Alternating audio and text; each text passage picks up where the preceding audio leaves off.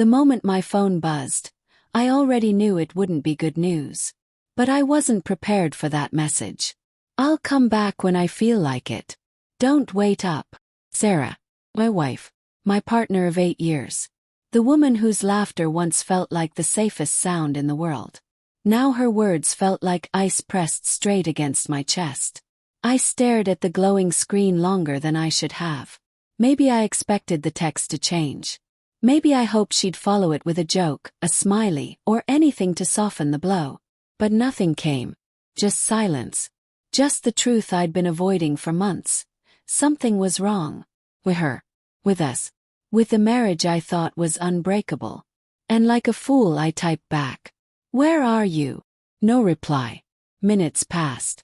Then an hour. Then 2.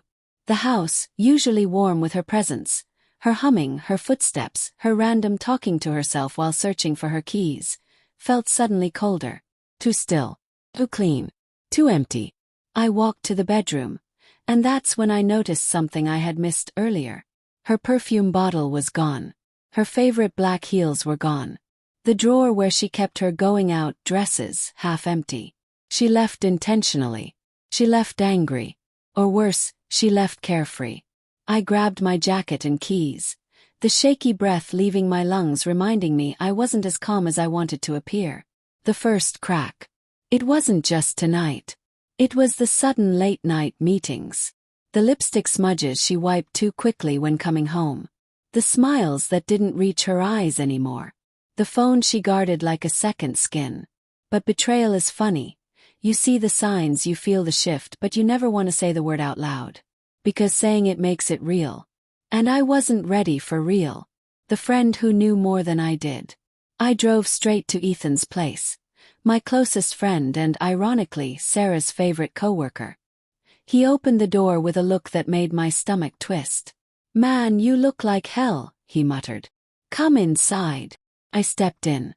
He didn't offer coffee. He didn't waste time. He sat opposite me and rubbed his temples. "Just say it," I told him. My voice surprised me. It was too steady for the storm inside me. Ethan swallowed hard. "Adam, I've been trying to stay out of this, but I can't anymore." My throat tightened. "She hasn't been honest with you," he continued softly. "There's someone else." The room tilted. For a second, I truly believed my lungs had forgotten how to breathe. "Who?" managed. I don't know his name. I've just seen her with him a couple of times. Leaving the office late. At that cafe near the highway. Last week at least twice. My heart felt like a fist closing on itself. "She told me she was working late," I whispered. Ethan nodded with guilt swimming in his eyes. "I'm sorry, man." Understood. I didn't cry. I didn't yell. Just left. Because when pain is too big, the body goes silent before the soul catches up. The message that broke everything. At 1:37 a.m., my phone lit up again. It was Sarah. I froze before opening the message. "Stop acting like I owe you every detail of my night. I need space. I'll return when I feel like it. You're suffocating me." Suffocating her. I laughed. Bitter, broken, humorless. I had given her everything. Freedom, trust, love, every version of myself I could offer. And she used that freedom to slip away. I typed back. "Are you alone?" The 3 dots appeared. Then disappeared. Then appeared again. Finally. "Does it matter?" My world ended in 2 words. The blind drive. I don't remember getting into the car. I don't remember turning the engine on. But I remember the place I ended up. The overlook. The place where I proposed to her. Where she cried and said I was the best thing that had ever happened to her. The place we visited every anniversary. Sitting in the car with cheap takeout, pretending city lights were stars. I parked, lowered the window, and let the cold November air slap my face. I needed to break emotionally before I broke physically. I stared at the city below and whispered the question I didn't dare text. Who is he? The photo she wasn't expecting. It wasn't revenge. It wasn't manipulation. It wasn't even a strategy. It was honesty, raw and unbearable. I reached into the glove compartment and pulled out the one picture she never expected me to send her. The photo of us at this very overlook, taken 3 years ago.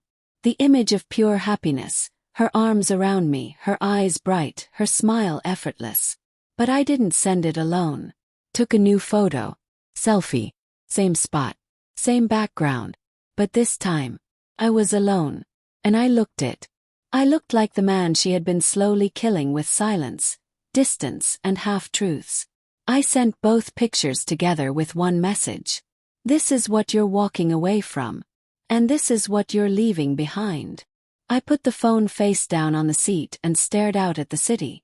Minutes later, the phone erupted with vibration after vibration. I didn't pick it up. Then came the call. And then another. And another. 10 missed calls. Finally I looked. Her messages were frantic. Adam, where are you? Please answer. Please don't do anything stupid. I'm coming. Please don't leave. Leave. I wasn't going anywhere. She was the one who left. The confrontation. When her car pulled up behind mine, she didn't walk, she ran. Adam! She yelled, breathless. Why would you send that? Why would you scare me like that? I stepped out of the car slowly. Why? Echoed. Because for the first time, you felt what I've been feeling for months. Her eyes glistened. I just needed space. No, I cut in. You needed someone else. Her silence was confession enough. Tears spilled down her cheeks. I made a mistake, she whispered. A stupid, selfish mistake. It wasn't serious. It was betrayal. She flinched. I was lonely, she said weakly. You've been so busy. So distant. I was working, I said quietly. For us. She sobbed harder.